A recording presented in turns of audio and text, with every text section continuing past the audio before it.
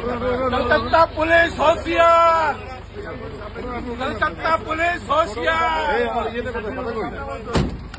राकेश सिंह कभी डरा नहीं है, ना कभी डरेगा। প্রদেশ কংগ্রেসের সদর দপ্তরে হামলার ঘটনায় অবশেষে পুলিশের জালে বিজেপি নেতা রাকেশ সিং। ঘটনার 5 দিন পর মঙ্গলবার রাতে ট্যাংরার একটি অভিজাত আবাসনে এক আত্মীয়ের বাড়ি থেকে তাকে গ্রেফতার করা হয়েছে বলে খবর। আজ বুধবার ধৃত বিজেপি নেতাকে আদালতে তোলা হবে। পুলিশ সূত্রে খবর, গতকাল গভীর রাতে রাকেশ সিংকে গ্রেফতার করে কলকাতা পুলিশের অ্যান্টি রাউডি স্কোয়াড। তার বিরুদ্ধে 11টি ধারায় অভিযোগ করা হয়েছে। উল্লেখ্য, গত শুক্রবার প্রদেশ কংগ্রেস দফতরে ভাঙচুরের ঘটনা ঘটে। রাহুল গান্ধীর ছবি সহ কংগ্রেসের পতাকায় আগুন ধরিয়ে দেওয়া হয়।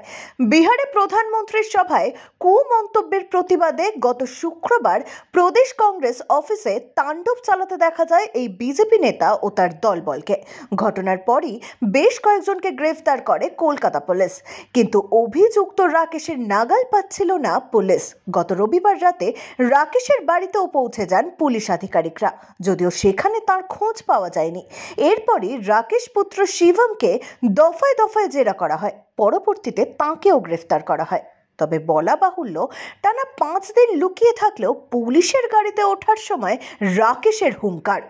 কলকাতা পুলিশ হুঁশিয়ার, রাকেশ সিং কখনো ভয় পায়নি, ভয় পাবেও না।